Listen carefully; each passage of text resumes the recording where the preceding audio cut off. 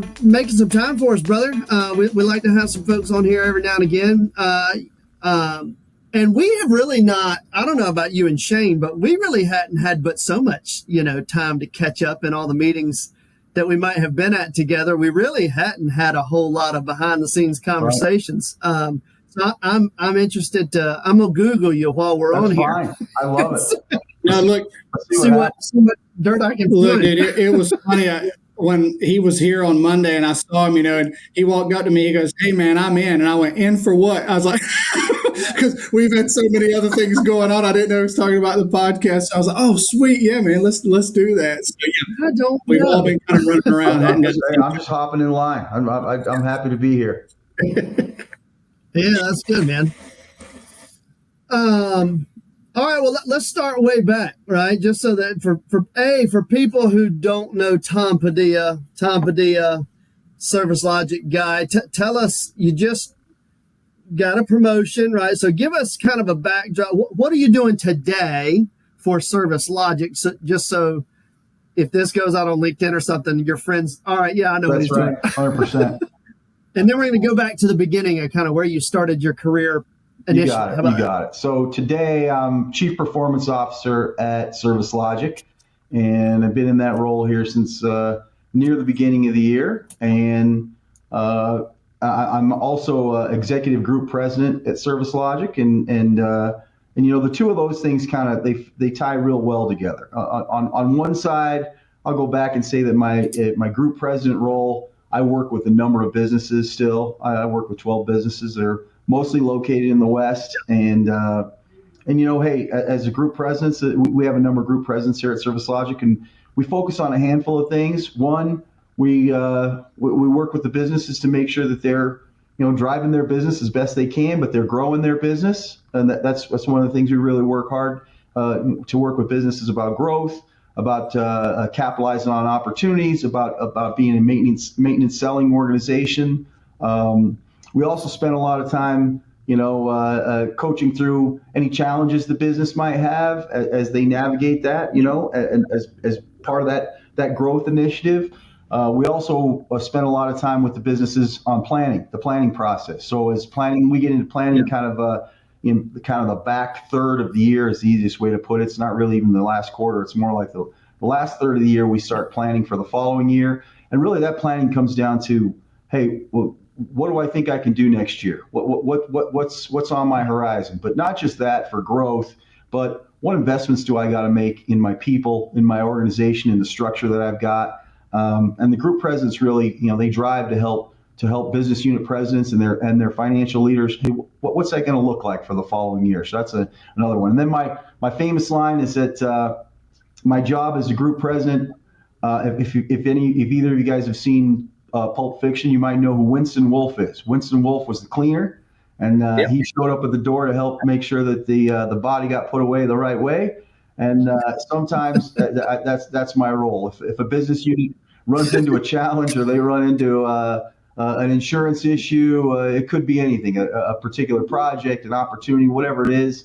Hey, the group presidents step in and do what they can to help them. So that's my role as a group president. So as an executive group president, I'm now working with all of the group presidents. In years past, everyone worked for Craig. All the group presidents worked directly for Craig Steinke.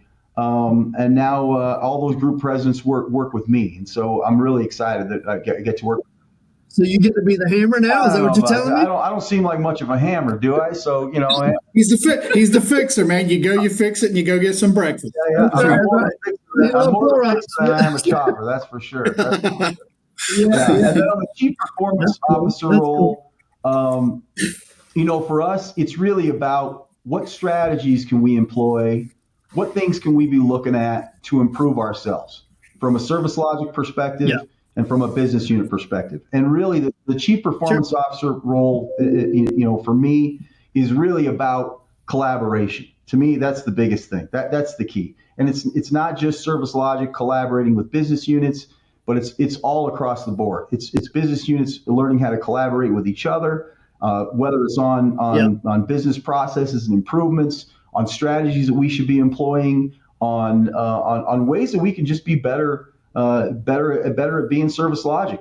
Finding keeping good employees and finding and retaining great customers. And to us, that's really what that part of my job entails. So I'm super excited by it. It means I get to work across, kind of everybody at Service Logic, not just in the group that I was in, but it means I get to work with the executive team at Service Logic and all the vice presidents in Charlotte. And it's been pretty exciting. It's been a lot the first few months, but I'm really encouraged by it. So we got a lot of really exciting things going on for sure.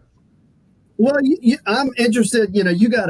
You've held quite a few number of seats in the HVAC world over your career, and I'm interested to get into them. But I do want to find out, all right, let's go back to where's Tom Padilla from, right? Where'd you grow up? Yeah, absolutely. So I'm a Colorado guy through and through.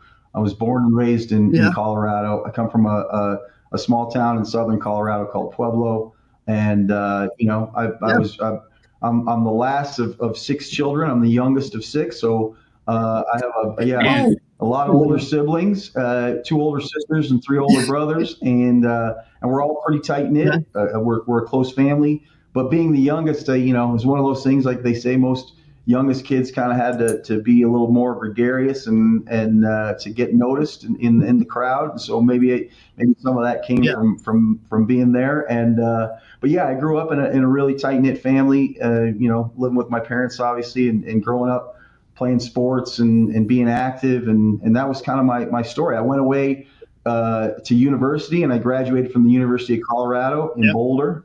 Went to engineering school there, and I really have had. It's crazy to think about. I've really worked for two different organizations in my whole career, which is that'd be pretty rare. To reach today it is. I left school and I worked basically in temperature controls in the building automation world as soon as I got out of college. I had been working. What's that? I worked for Siemens. Siemens. Okay. When I started, it was Landis. It was Landis and Stafo when I started many moons ago. Yeah. And I have a lot of colleagues and friends from those days. And I've still seen some Landis controls in Eastern North Carolina. I'm sorry to say. Hey, they're out there. Once you're, I used to joke that I was a thermostat salesman. Once you notice temperature sensors, is really what they are, or thermostats in some cases. They're kind of hard to unsee that. When you get to be my age, I notice them everywhere. It's one of the first things I notice when I walk in the rooms. Like, I wonder where the thermostat or where the room sensor is, right? So I know what you mean. So I worked for Siemens for a long time. Worked 16 years, and like you said, I think here's the interesting part. I've worked in so many different roles. I was just at a business last week, a new acquisition at Service Logic that's out in California, and I was sitting with some guys and I was expressing to them that I first started in the controls business.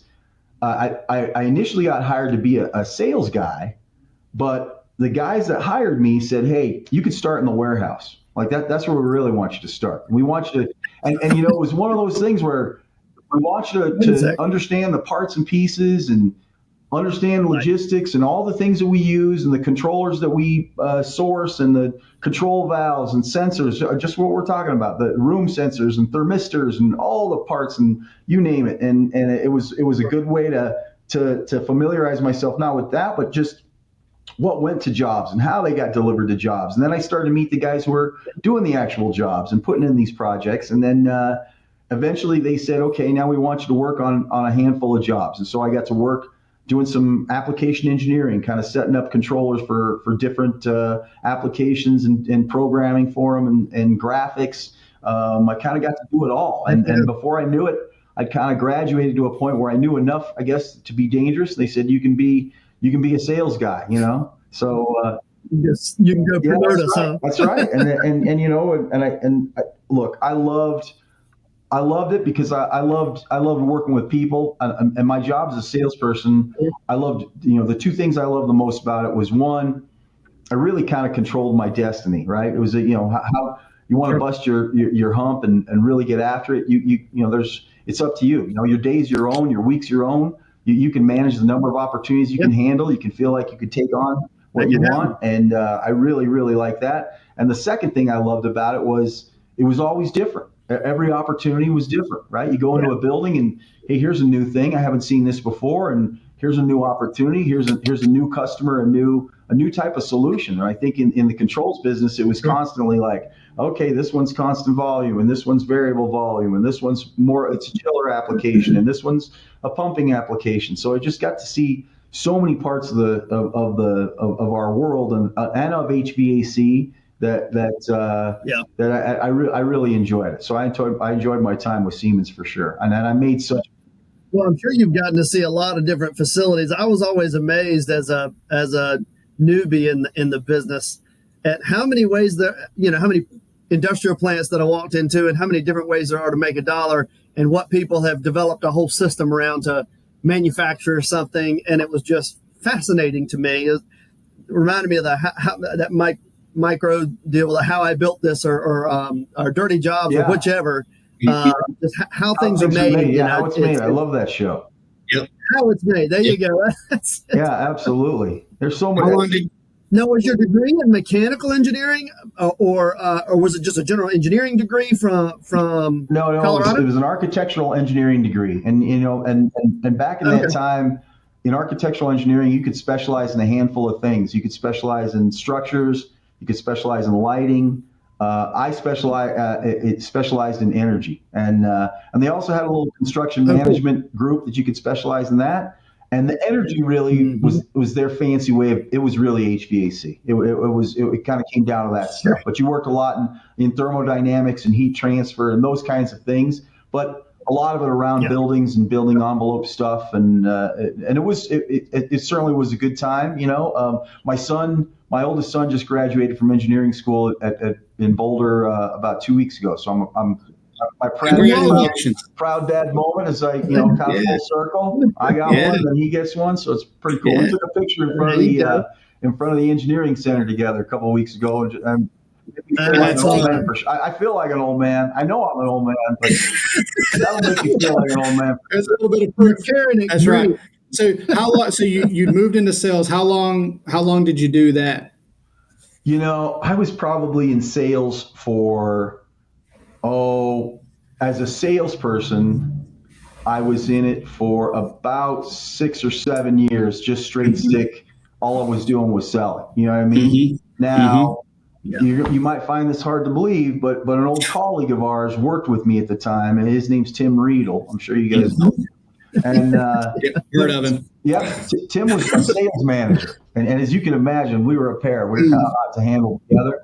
I met Tim back in 1995, and we worked together for a number of years. And then Tim at the time decided in the late 90s, early 2000s, Tim moved back east and from Colorado, and I became a sales manager. And so I went from being a sales guy to being a sales manager. And eventually Tim came back to Colorado, and we worked together still at Siemens as peers. And he ran our energy business at Siemens, and I really ran from the sales side. He ran the whole thing, and I really, on the sales side, I ran the building automation business, the fire alarm business, and the security business at the time. So it was a lot. It was a lot to learn, and like I said, I had such a great time. I was lucky enough that at Siemens was one thing they were good at the time was really providing a lot of opportunities for training for us. They focused a lot on leadership and development and management training. I would say the management and supervisor training were some things that really, really, I think they were key to my success, because they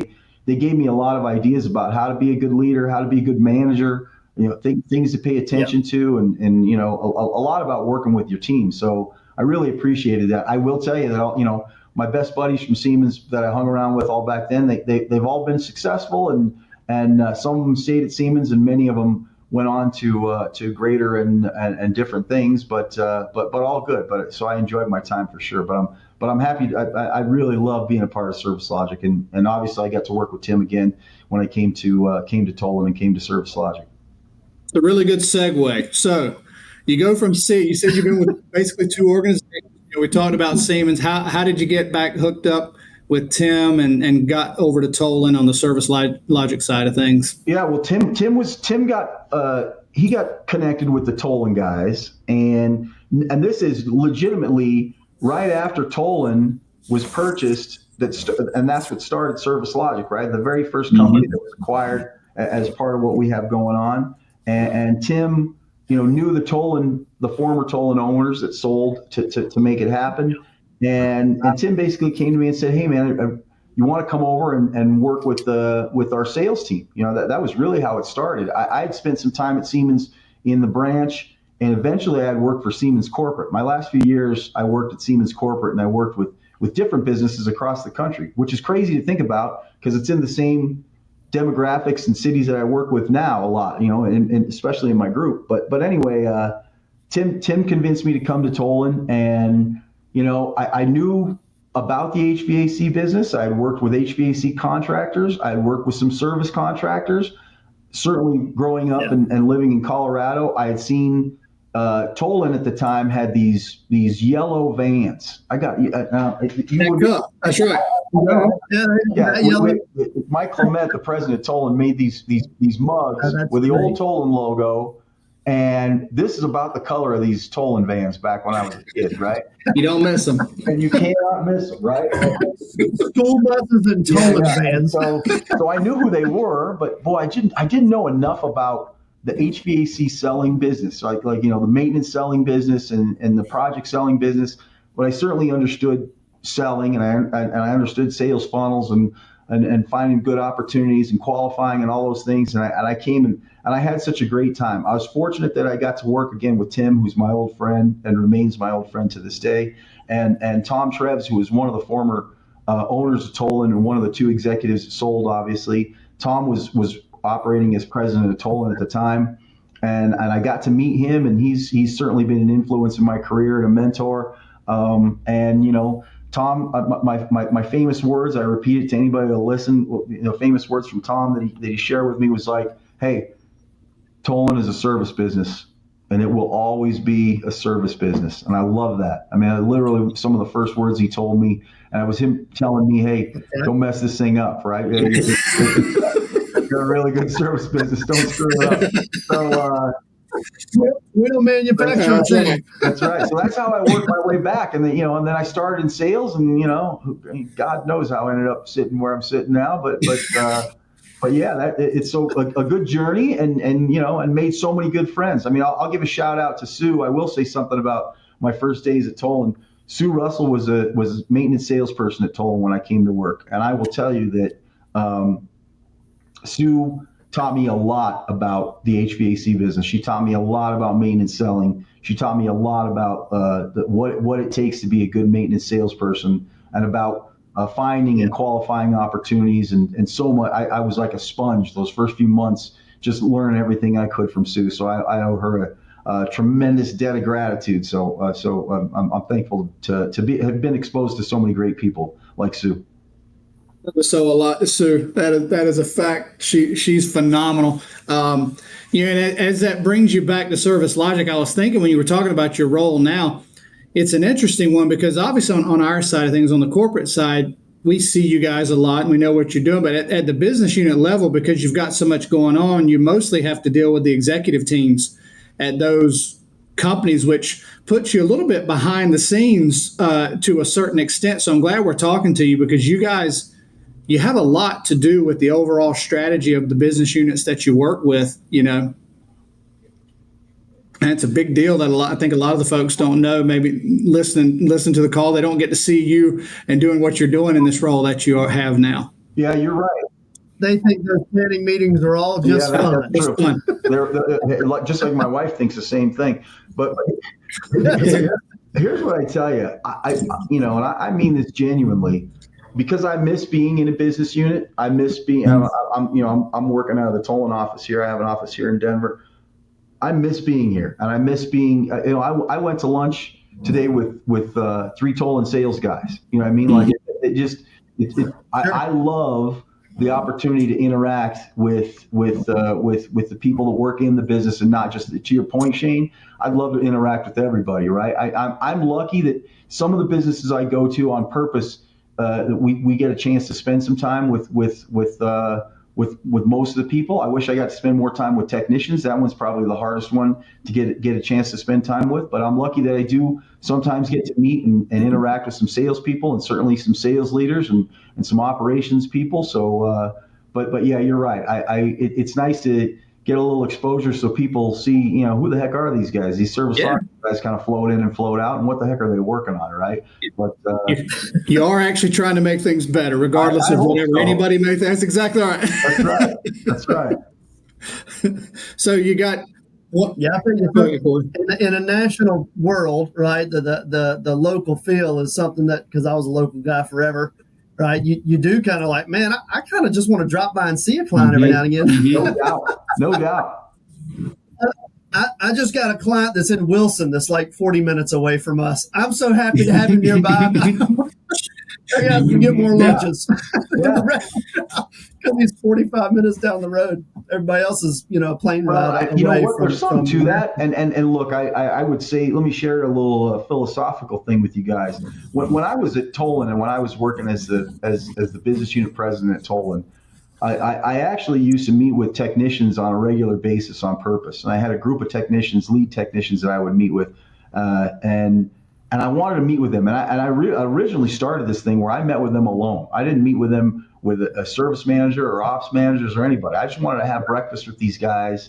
And I really wanted to find out what they thought of things, whether it was the day-to-day operations, it was vehicles, it was tools, it was, anything that they could share with me. Because I think sometimes as leaders and as corporate guys, I don't want us to be disconnected, right? I don't want to feel like I'm a layer away. I have this speech I give where you get, I liken it to a football field. Like, you watch a football game, and I used to be a guy that tackled guys, and I used to be a guy that covered somebody or went out for a pass because I was in the game when I was a sales guy. And then pretty soon I was not a sales guy anymore, and I was a manager, maybe, and that's like being an offensive coordinator. And I used to tackle a guy, and I'm standing on the sideline, and I could see guys tackling guys, and I know what it's like to tackle a guy. And then you became the head coach, right? Yeah. Like the president or another executive. And now you're kind of calling plays, and you're helping direct traffic, but you haven't tackled anybody in a while. But I could see guys getting tackled, and my coaches know how guys get tackled. And then you become a general manager. You're working, and now you're watching the game from a suite, right? And you're having a cocktail while you watch the game, and maybe you watch some of it. You talk half the time. Well, I talk all the time, but you talk most of the time. But you start. My point is, you start to remove yourself from what it's like to tackle somebody. Do you see what I mean? And you get to a point where you think it's easier to tackle somebody than it really is. And you almost got to remind yourself, like, I got to put myself in their shoes, right? Making a sales goal, hitting a sales plan, getting an appointment, all those things are not as easy as it's, hey, at the top, we're driving for revenue and driving for opportunity and EBITDA. And boy, we really want to make this thing grow. I get it. But in the end, I want a service manager to feel like, I've been in his shoes, or I've worked on opportunities before, and we're trying to get a quick quote out the door. And oh my gosh, dispatch needs to get a hold of this guy. Like, those are the things that sometimes I just don't want us to lose sight of that. So we got to make sure we kind of tie ourselves back to that constantly. I'm glad that at Service Logic, because I came from the field and I get to be an executive at Service Logic, I still have some of that in my DNA. You know what I mean? I think it's my responsibility to make sure that when we have these conversations, we do that. I think the group presidents, that's a great spot for them to what you were saying, Shane, is that, look, there's a spot where Bill Vallis, John Sterling, certainly successful entrepreneurs that started businesses and sold them to Service Logic, and guys like Tony Ponzo and myself who have run businesses and been a part of this, like, we can relate to some of that day-to-day stuff more, not, again, nothing disparaging against anybody else on the corporate team, but more like guys that have been in these businesses who've touched them and felt what it's like to win and sometimes to lose, right? And sometimes losing a feeling that you got to get to. So all good stuff. I think you're right. And it's funny. All three of us came from business units, right? So we all have this similar thing. And I never thought I would miss in the summertime, oh no, we lost another compressor and they're mad. You know what I mean? Like that heat of the battle every single year that oh God, here we go again. But you're like, every number that's on a spreadsheet here has a corresponding person who sold something, turned a wrench. Like it's real work that's getting done out there every single day to drive the numbers and to drive all the stuff that we have to look at. And it's something that I miss to a certain extent. We have to remind ourselves of it at corporate every once in a while, man, that somebody's got to go do that work. A number's not just a number. Right, 100%, 100%. Yeah. I like to when we're financially reviewing a month in some of these businesses we do every month.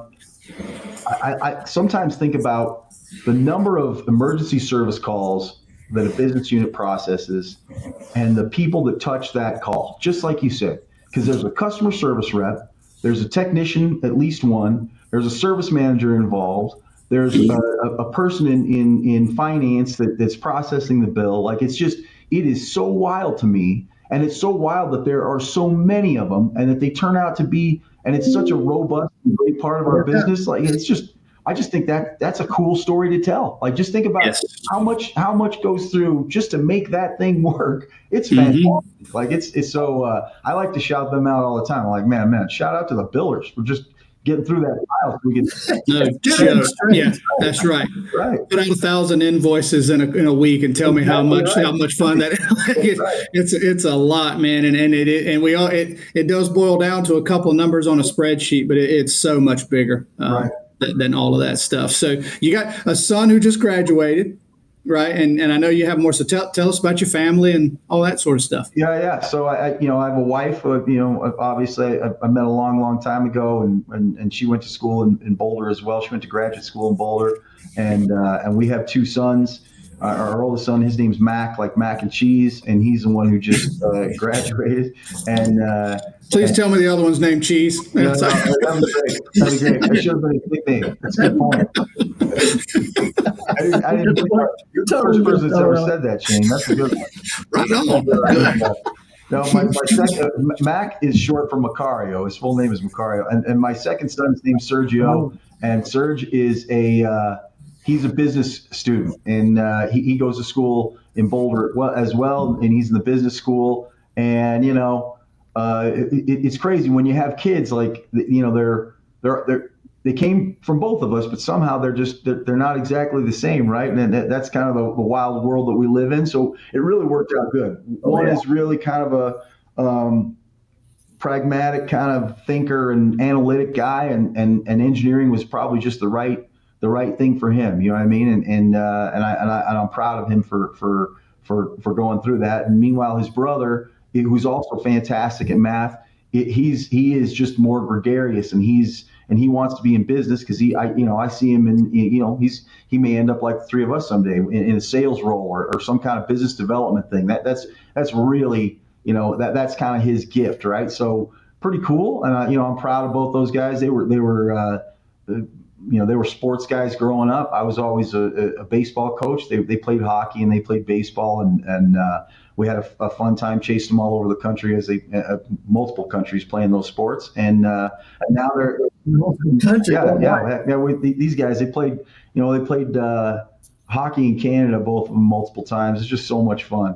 I relate to the Canadians and the upper Midwest guys. We've been all over there chasing hockey pucks all over. So, speaking of feeling old, I don't know about Corey. Like, I don't know if you remember this, but years ago they were playing for the state championship at the NHL arena there in Denver, and we had a boot camp, so we went and watched their game, and they were little high school kids. I didn't realize they were already graduating from college. So I feel a lot older today too. That's crazy. Right. I forgot. We did have a bunch of people go down to watch. Yeah, it was a minute. Yeah, it was a while back, and we didn't want to bother. Like, it was a state championship, so we weren't trying to bother you there. But man, I think it may have been me and Corey and Crawler and a couple of other folks, but it wasn't but we came. Yeah, it was super fun because I was like.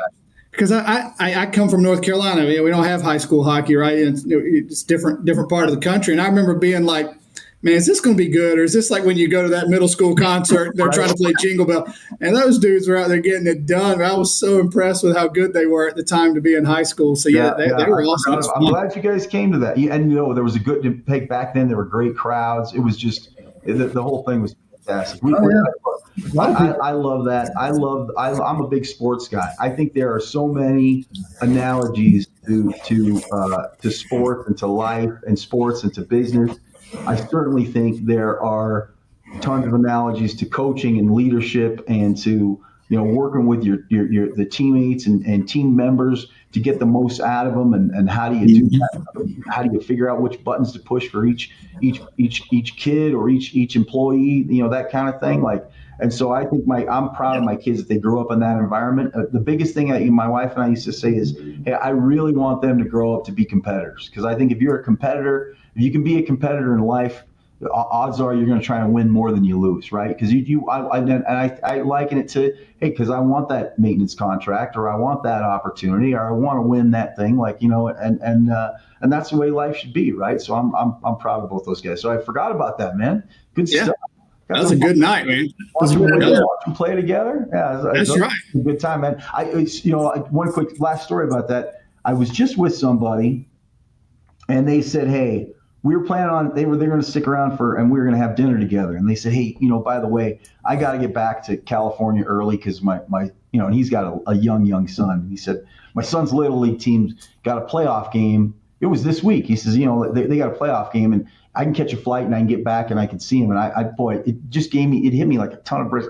I was like, if I could watch one more playoff game. Yeah, in that life. If I could just go to one more, I would not. I was like, I wanted to go with them. I was like, hey man, maybe I'll fly to the Bay Area and come watch your kids little. Yep. I love that stuff, man. You can count me in. So don't mind me. I'll go to dinner by myself. I caught dinner with Steinke instead. So it kind of, it all worked out. It worked out. That's right. That's awesome. All right, let me. I got a couple questions here, but you mentioned it, but I just want to make sure I'm tracking this correctly. You started sales once you got to Tolan. You were leading the sales team, so sales managing or something like that, and then you went to were you general manager and then president? What roles did you hold at Tolan? I think I officially started like as a director of sales when I came to Tolan, and within a year I was VP of sales, and it was a kind of maybe it was a span of control thing, right? I started with a handful of salespeople, and then I was influenced on other salespeople in other branches, and eventually I got promoted to just a VP role. And back in those days, Riedel and I worked really closely together, and Tom Treves, who was a financial leader, he had been kind of the VP of finance and the CFO of Tolan through its formative years as an owner. That was his role. His role was really finance. Because he was the president, Tim and I really did everything else. He kind of managed the finance stuff, and Tim and I, over time it became, hey, the branches needed leadership, and I think the branches started working for me. Like, you see what I mean? Like, it basically took all the branches and they reported to me. And some of those branches were flourishing, obviously, at the time. Heck, the president at Tolan right now, Mike Clement, was a branch general manager in those days, and working for me at the time. It's just awesome, right? And so I kind of got my influence over that. So I really kind of floated up fast. It was kind of like director of sales, VP of sales, VP kind of whatever, and then but before you knew it, Craig Steinke came to town, and is part of when Service Logic was purchased by Sterling Investment Partners from the Northeast, and Craig appointed me president at Tolan, and Tim quickly went to work into mergers and acquisitions. That was his gig, and so Tim was in M&A now, and I was working as the president, and kind of the rest started to become history, I guess, as they say. And look, I'll tell you this. We didn't have any group presidents back then, right? Everybody, the way it started back then was everybody reported to Craig Steinke. And I was the first guy many years ago. I had been president for maybe a year or two at Tolan, and they came to me and they said, hey, we got this business in the Pacific Northwest called PSR, and I knew PSR, and they said, we're in Charlotte and we just don't get to PSR, and we would love it if they had a liaison to Service Logic that could help them. And again, could you help them with all the things I just told you guys that a group president does? Could you help with their planning process? Could you help them with coaching and mentoring and how they're going to build their sales team? And if something seems wonky in there, can you help them get it fixed? Whatever it is, would you be willing to do that? And Neil Bavins, who was a Service Logic guy and a PSR guy, he was the president at the time, and Neil and I got along really well as peers. And I never looked at it like Neil worked for me. I just kind of looked at it like, all right, kind of took PSR under my wing, and our old CFO here at Tolan, Nancy Laughlin, she took their CFO kind of under her wing, and Nancy and I worked together that was the germination of like what a group president might someday be, and look, dumb me, I just kept doing it. A year later, they were like, hey, we're going to buy a business over here. Do you want to work with them too? And I was like, yeah, okay. And then a year later, we're going to buy another one. Do you want to work with those guys too? And I'm like, okay, I'm still president though of Tolan, right? Do this other stuff too. And so, that kind of snowballed. And before you knew it, it wasn't one company, it wasn't two, it was four, and it was four going to be six. Yeah. And at that time, it just made sense like, hey, Tom, why don't you officially become, we'll give you a Service Logic title and you could promote somebody at Tolan. Obviously, Mike Clement was the perfect candidate for that spot, and it snowballed. So it's interesting how it kind of it all grew from that kind of stuff, which is a crazy story about Service Logic. And you guys are a part of this story, because I look at both of you guys, how all of us in some way have just kind of grown into these opportunities and these roles and these chances to do something and have influence and have leadership and have change the breadth and scope of what we can and want to do. And I think that's awesome. And that is the power of Service Logic. I preach it all the time. Like when I go to business units and I get a chance to talk, I say, look, growth promotes this opportunity. And when we grow, there's going to be an opportunity for you to go and be something you didn't. If you'd have told me, hey, Tom, you're going to be Chief Performance Officer of a $2 billion company, I would have told you you're nuts. You know what I mean? I wanted to go hit ground balls with my kids in the afternoon, right? But I think it's all a part of that. It's like we just kind of, we did this all together. That's kind of the funnest part about Service Logic, is we all grew up in this thing, and the three of us especially right here. This is great. And I watched. Obviously, I've seen you guys. Seen some of the podcasts you've done, and I just watched the one with Pete Doyle, and it reminds me of Pete. I met Pete a long time ago. When I was director of sales, he was really tight with the Tolan guys. Obviously, he was tight with Tom and Randy back in the day, the former owners. And I became connected with Pete, and certainly Pete and Drew, and we've been kind of long lost pals since those days. You know what I mean? And I'm just. It's just a cool thing. And look, I share this too. I'll throw this in here about, since Pete was talking a little bit about what it was like to grow up in this business. Many years ago, Drew Adams and I, when I was president, we talked one day and we said, hey, we should get our service managers together. And nobody had ever done that, like across companies, right? And we called Keith Summey, and we were like, hey, can you ship a couple service managers down, and we'll meet in Pensacola? And I think we grabbed a guy from here and a guy from there, and I think somebody came from Tony was at Midwest, and Tony Ponce said, hey, send us a service manager or two, and so Tony did, and we all just sat in a room, and we didn't know what we were doing, but it was just, hey, let's talk about what it's like to be a good service manager. Let's talk about things that you guys do, and let's talk about commonalities and things that we can work on. And man, and again, just lighting a match. That was us just thinking of like, hey, how can we collaborate? And that's kind of what, again, back to what I'm excited about my Chief Performance Officer role is like, we just got to continue to feed that fire, man, and foster that opportunity to work together. So just a cool story. That's my ECS. Been hanging out with those dudes forever, which is cool. Hey, look, I can listen to Pete talk all day. I mean, he's as good as it gets. Yeah. Hey, Pete credits Tolan for having all the books and Bibles of how to run an HVAC company. He said he burned up your copier. They got a manual for that. They got manuals for everything. We got a manual for that. We got a manual for that. Well, let me ask you, Tom, from starting in a warehouse to then selling as a producer yourself, then to manage the salespeople producing, then to general management, then being the president, now managing the presidents, so to speak. What maybe was the most fun, right? Any of those roles stand out where you're like, oh, that was a lot of fun? Any of them stand out like, I like that better than the other?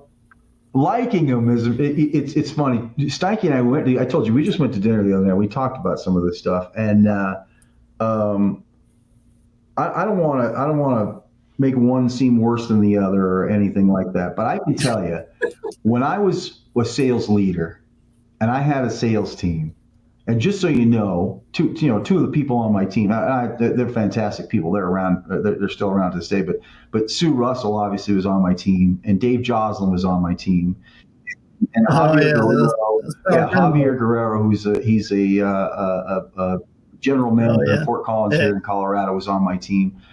I can't even tell you how much fun it was being a leader of those people. Like you said, like just the camaraderie and here's what I would tell you guys. Like, and this is kind of it's been a struggle in my evolution in my career, is that when you're on a team like that, a sales team, and you get a chance to win together, and you get a chance to win, one of your salespeople wins, or you get a new customer or a big customer or a new opportunity or a cool opportunity, man, that ringing that bell or high fiving, and just there is something to be said for that. And I would say, and this is going to sound crazy, you guys are going to say it, that's wild to think about. The higher you go up in the organization, people win, but I don't feel all the time like I'm connected to that win. You know what I mean? Like I'm happy for everybody. I love the wins. Don't kid yourself. And I think over time you get that, like, I'm not the guy high five, right? I'm not the first. Well, I'm not clanging the glass all the time with them because they're winning. And so I would say, if I had to pick all my roles growing up,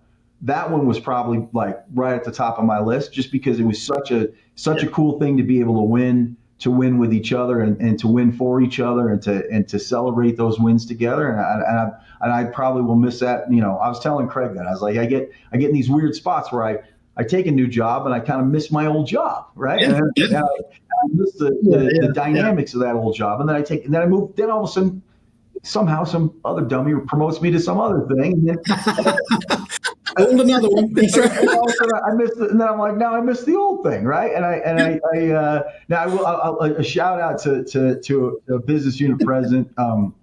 One time over a cocktail somewhere along the way, I was sharing some of this philosophy with Craig Steinmetz, who is the founder of Diversified Thermal in Anaheim, California. Great guy, great business that we bought years ago now. It seems like just yesterday, but it's been almost 2 years. But anyway, Craig made it a point after that, when they won a good deal, he'd call me to help me. He's like, hey, man, I want you to celebrate with her. Like, I want you to high five our sales guy, kind of. Yep. There you go. I love it. Like, he's trying to be inclusive. He heard my pain. He was like, I picked that one, I guess, over the others. But so shout out to those guys for making it fun. Yeah, that's good. No, that's good. That's good, man. I would agree. It's a lot of fun to win by yourself, but it is way better winning with a group of people. And I think at the end of the day, if there's anything being here as long as we have, that still lives here, right? It's still one of those things of, good Lord, man, that guy's good at that thing over there. Let's go figure out how they're doing that. And then we get better and better and better. And it's so fun to watch this thing go for those who have been around long enough, where it was 1, 2, 3, 6, 7 companies felt like forever, to seeing what this has become and knowing what everybody has to do every day to make it what it is. Man, it's been a heck of a ride so far. Yeah, absolutely. It's awesome. And look, I would say that the what we continue to do is to upgrade, because we buy winners and we buy companies that have awesome best practices or procedures or ways that they win, and I learn more and more, and I've met so many great